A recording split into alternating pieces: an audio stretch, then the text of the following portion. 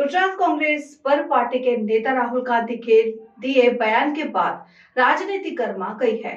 Bharatiya Janata party ने कहा कि कांग्रेस नेता राहुल गांधी दूसरे पर दोषारोपण करते करते अपनों पर भी दोषारोपण करने लगे हैं।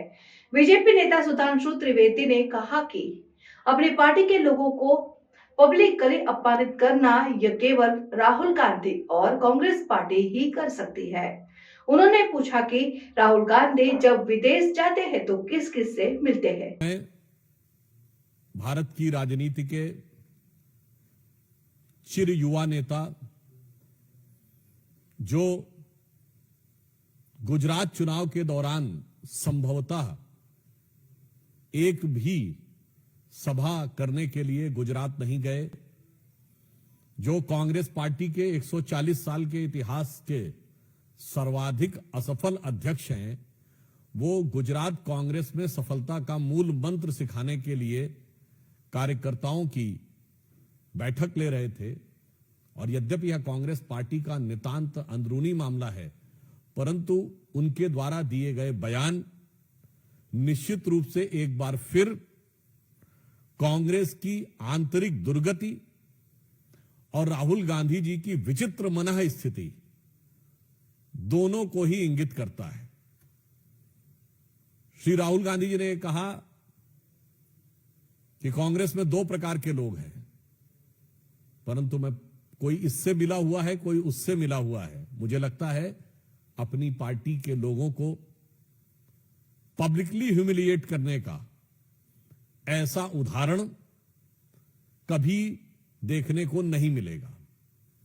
हम राहुल गांधी जी से पूछना चाहते हैं कि पहले यह बताइए कि आप किस किस से मिले हुए हैं, और आप जब विदेश में जाते हैं तो किस किस से मिल के आते हैं, और आपके साथ मिलने वाले लोग किस किस से मिले हुए हैं।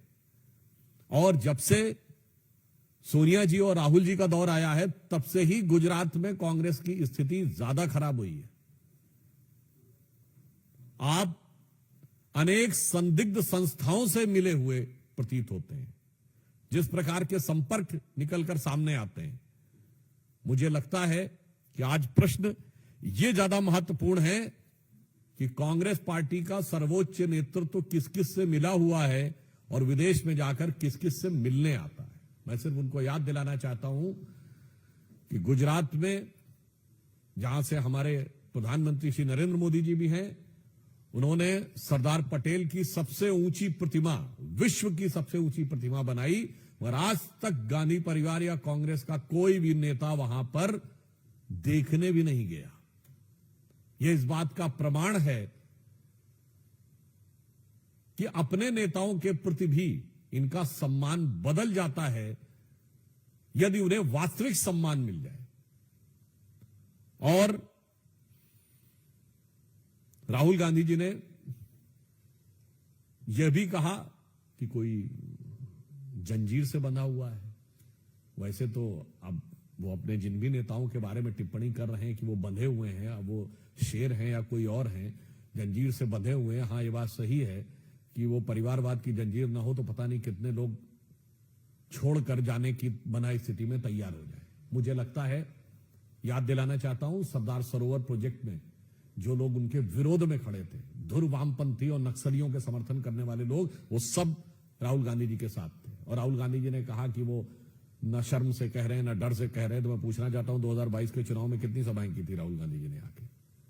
मुझे लगता है कि अपने पार्टी के ऊपर और जनता के ऊपर या संवैधानिक संस्थाओं के ऊपर या मीडिया के ऊपर दोषारोपण करते करते वो अपने लोगों पर भी दोषारोपण करने लगे। तो राहुल गांधी जी को मैं सुझाव देना चाहूंगा कि आप दूसरों में दोष देखना बंद करिए और आत्मावलोकन करिए। You do the self introspection, तो आपको समझ में आएगा कि बुरा जो देखन मैं चला, बुरा न मिलिया कोई, जो दिल खोजूं आपना, मुझसा बुरा न कोई। मुझे लगता है राहुल गांधी जी को सेल्फ इंट्रोस्पेक्शन करना चाहिए। वो देश की हर संस्थाओं के ऊपर, देश की संवैधानिक संस्थाओं से लेके, देश की सरकार से लेके, जनता, माननीय प्रधानमंत्री जी और अब अपनी पार्टी के लोगों को भी अपशब्दों का प्रयोग करने लगे हैं। इसीलिए मैंने कहा यह कांग्रेस के अंदर की दुर्गति और राहुल गांधी जी की बिगड़ती हुई मनः स्थिति का प्रमाण है। दूसरा विषय यह है कि कर्नाटक में कांग्रेस की सरकार ने जो कल बजट दिया, भारत विश्व की 5वीं बड़ी उभरती हुई अर्थव्यवस्था है और अगले वर्ष वो वर्ल्ड के ग्रोथ रेट में सबसे ज्यादा कंट्रीब्यूट करने वाली बड़ी अर्थव्यवस्था बनने जा रही है। और बेंगलुरु को भारत की इंटेलेक्चुअल कैपिटल के समान माना जाता है और उसी बेंगलुरु में कर्नाटक की सरकार ने जो बजट में इंटेलेक्चुअल डिसऑनेस्टी की है, उसे देखकर कर्नाटक की जनता और देश की जनता हैरान है और दुखी है। मैं आपको याद दिलाना चाहता हूं, ये वही कर्नाटक कांग्रेस है जिसके कि कई नेताओं ने बहुत आपत्तिजनक बयान दिए थे। यहां के वित्त मंत्री रहे थे, संभवतः उनका नाम मिस्टर डीके सुरेश था, जिन्होंने यहां तक बोल दिया था कि टैक्स कलेक्शन यहां ज्यादा होता है और उत्तर भारत में कम होता है। तो पत्रकार ने उनसे पूछा कि क्या अलग होने पर विचार करना चाहिए, तो उन्होंने उसके लिए भी हां बोल दिया था। अब समझ में आता है कि वो जो टैक्स कलेक्शन हो रहा है उसका डिस्ट्रीब्यूशन कहां जा रहा है। और ये बात हम सीधे सीधे कांग्रेस पार्टी और कांग्रेस पार्टी के राष्ट्रीय अध्यक्ष भी वहीं से आते हैं, तो उनसे मैं पूछना चाहूंगा कि इस बजट में 500 करोड़ रुपए का प्रावधान केवल मुस्लिम समाज के बच्चों की स्कॉलरशिप के लिए, 400 करोड़ रुपए का प्रावधान उर्दू के बेहतरीन स्कूलों को और बेहतरीन बनाने के लिए, 150 करोड़ रुपए का प्रावधान वक्फ बोर्ड की संपत्तियों की मरम्मत के लिए, 1000 करोड़ रुपए का प्रावधान सो कॉल्ड माइनॉरिटी कॉलोनीज बनाने के लिए, 50,000 रुपए का प्रावधान नवविवाहित मुस्लिम दंपति को आर्थिक सहायता देने के लिए। और यदि कोई बच्चा प्राइवेट स्कूल में पढ़ने जाता है तो उसके 2 से 3 लाख रुपए, 5 लाख रुपए तक का शायद उसका 50% रीइंबर्समेंट सरकार करेगी, और विदेश पढ़ने जाएगा तो 20 लाख रुपए तक के खर्चे में रीइंबर्समेंट सरकार करेगी। मैं पूछना चाहता हूं कांग्रेस पार्टी से, और कांग्रेस पार्टी के राष्ट्रीय अध्यक्ष जो कर्नाटक से ही आते हैं, जिन्होंने कहा था कि कुंभ में स्नान करने से क्या लाभ है, उनके अरमान इतने जगह हैं कि बेंगलुरु में हज हाउस का भी निर्माण कराएंगे। मैं उनसे विनम्रता से पूछना चाहता हूं कि अगर आप अल्पसंख्यकों के लिए बात करना चाहते हैं तो इसमें बाकी अल्पसंख्यकों के लिए क्या है, सिखों के लिए क्या है, जैनों के लिए क्या है, पारसियों के लिए क्या है, यहूदियों के लिए क्या है, इसका साफ साफ उन्हें बताना चाहिए, जो बहुत छोटी मिनिस्क्यूल माइनॉरिटीज हैं। इससे बहुत साफ हो जाता है कि कर्नाटक कांग्रेस का यह बजट, चूंकि उनका गठबंधन केरल में मुस्लिम लीग से है, कांग्रेस पार्टी वो पार्टी है जिसके पूर्व प्रधानमंत्री मरहूम मनमोहन सिंह जी का वो बाकायदा मीडिया में वो स्टेटमेंट अवेलेबल है कि देश के संसाधनों पर पहला हक मुस्लिमों का होना चाहिए। और 2022 के चुनाव में कांग्रेस पार्टी के गुजरात के अध्यक्ष जगदीश भाई ने भी यही बोला था कि मुस्लिमों का पहला हक होना चाहिए। तो कर्नाटक कांग्रेस ने बजट में केवल एक समुदाय यानी मुस्लिम समाज को पहला हक देकर दिखा दिया है।